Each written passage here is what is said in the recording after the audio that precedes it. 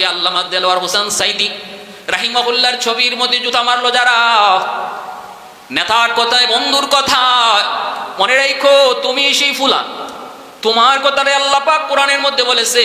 ওই মানুষগুলি হাসরের ময়দানে নিজের হাত কামড়াবে আর আফসোস করবে, হায় রে আমি এটা কি করলাম, হায় রে আমি এটা কি করলাম।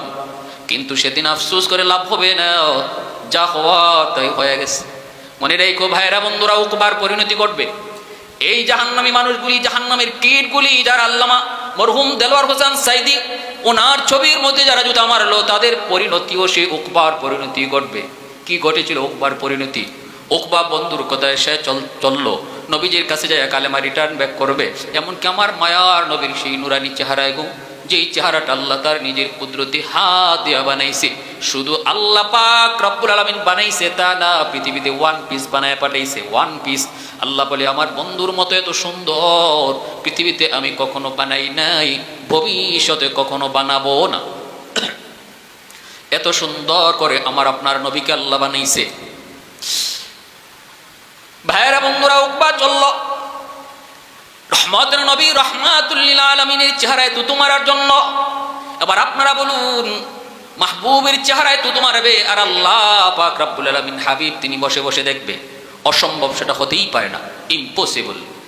মহব্বতের দাবি হলো বন্ধু বন্ধুর কোনো ক্ষতি কখনো সহ্য করবে না, বন্ধু বন্ধুর কোনো উপরে আঘাত সহ্য করবে না।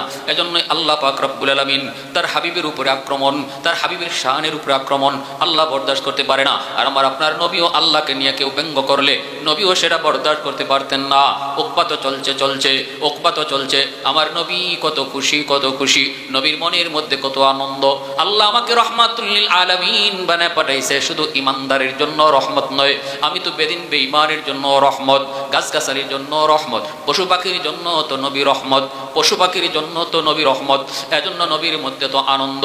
নবী তো অমুসলিমের ক্ষতিও কখনো পছন্দ করেন না, বেদিন বেঈমানদের জন্য নবী রহমতের দোয়া করেন।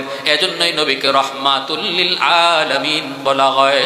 নেহি দু জাহান মে, নেহি দু জাহান মে মিসালে মুহাম্মদ, जमाले खुदा है कमाले मोहम्मद, यही है तमन्ना यही आरज़ू है, यही तो सुनाने को जी चाहता है। मदीना में जाओ पलट कर न आओ, वही घर बनाने को जी चाहता है। রসুলের দরজার সামনে যে উকবা ডাক দেয় মুহাম্মদ, নবীজি তো মনে খুশি নিয়ে বের হলেন, মনে হয় কোন মাসলা মাসাইল জানতে এসেছে। গতকাল যেই মানুষটা কালেমা পড়ে মুসলমান হয়েছে, আজ আমার নবীর বাসার সামনে এসে ডাক দেয়।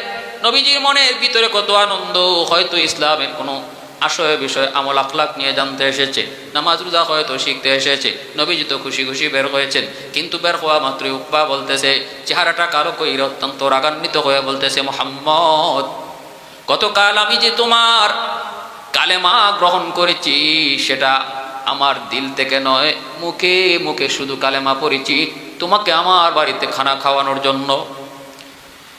আমি মনে মনে দিলে দিলে কালেমা পড়ি নাই। আর দিল থেকে মন থেকে যদি কেউ কালেমা না পড়ে সে মুসলমান হয় না। মুখে যেমন কালেমা বলতে হবে, দিলের ভিতরেও কালেমা থাকতে হবে। ইকরার বিল লিসান যেমন ভাবে থাকবো তেমন ভাবে ইকরার বিল লিসান যেমন ভাবে থাকবে তেমন ভাবে ইকরার বিল জিনানও থাকতে হবে। দিলের ভিতরেও তোমার ঈমান থাকতে হবে। উকবা ডাক দিয়ে কয়, মুহাম্মদ আমার দিলের ভিতরে ঈমান নাই, শুধু মুখে মুখে ঈমান আনছি, কালেমা পড়েছি তোমাকে আমার বাড়িতে খানা খাওয়ানোর জন্য, নইলে আমার প্রেস্টিজ নষ্ট হয়, আমার বাড়ির ইজ্জত নষ্ট হয়। তুমি যে আমাকে বিব্রতকর অবস্থায় ফালাইয়া কালেমা পড়াইয়া গোটা মক্কায় আমার বদনাম ছড়াইছো, এর বদলা হিসাবে আমি তোমার মুখে তুতু মারলাম। এই বইলা সেই নাফরমান যখন তুতু মারে, আল্লাহ পাক রব্বুল আলামিন আর বসে নাই। আল্লাহ ধরে না, কিন্তু সময় মতো আল্লাহ ধরে। মুহূর্তের ভিতরে আল্লাহ পাক রব্বুল আলামিন তার মুখের তুতুটাকে নবীর চেহারা পর্যন্ত পৌঁছাইতে দেয় নাই। আল্লাহ পাকের আদেশে তুতুটা আবার উল্টা বেগ করেছে। উল্টা বেগ কইরা এই তুতুটা একটা আগুনের আংরা হইয়া উকবার চেহারার মধ্যে এসে পড়লো। মুহূর্তের ভিতরে উকবার চেহারা আগুনে পুড়ে জ্বলে বানরের মতো হয়ে গেল। যে উকবা তুতু নিক্ষেপ করেছিল আমার মায়ার নবীর চেহারার মধ্যে, সেই তুতুটাকে আল্লাহ পাক রব্বুল আলামিন আগুনের লোক্কা বানাইয়া তার চেহারায় লাগাইছেন। তুতু মারলো যে তার চেহারায় তুতু এসে পড়লো, আগুনে তার চেহারাটা জ্বলসে গেল, বানরের মতো হয়ে গেল। দৌড় শুরু করলো বাড়ির দিকে, দৌড়তেছে আর কাঁদতেছে আর চিল্লাইতেছে। ভাইরা বন্ধুরা, এইভাবে আল্লাহ পাক রব্বুল আলামিন ধরছেন। এজন্য আল্লাহ পাক রব্বুল আলামিন ধরে না ধরলে কিন্তু আল্লাহ ছাড়ে না। আল্লাহ সবসময় তার কুদরত দেখায় না, মাঝে মাঝে আল্লাহ পাক কিন্তু তার কুদরত দেখায়। আজকে যারা আল্লামা দেলোয়ার হোসেন সাইদি রাহিমাহুল্লাহর ছবির মধ্যে যারা জুতা নিক্ষেপ করেছো, মনে রাখো উকবার পরিণতির জন্য তোমরা অপেক্ষা করো। আজ নয় কাল, ওয়েট এন্ড সি।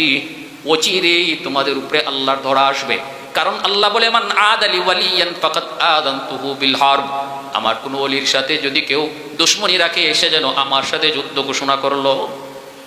এজন্য মনে রাখবা, নেতা মানি যতক্ষণ নেতা ইসলাম মানে, নেত্রী মানি যতক্ষণ নেত্রী ইসলাম মানবে। যেদিন নেতা নেত্রী ইসলাম মানবে না, ওই দিন আমিও নেতা মানি না। দল করি যতক্ষণ দল কোরআন হাদিস মানবে। যেদিন কোরআন হাদিস মানবে না, উলামায়ে কেরামের বিপক্ষে যাবে, ওই দিন দলও আমি করব না। কারণ আমার দল বড় নয়, আমার ইমান হলো বড়। এই আফসোসটাই হাসরের ময়দানে উকবা ইবনে আবি মুঈত করবে। হায় রে বন্ধুর কথায় কইরা আমি কেন এই আকাম করেছিলাম, আর আজকে আমি জাহান্নামী হয়েছি।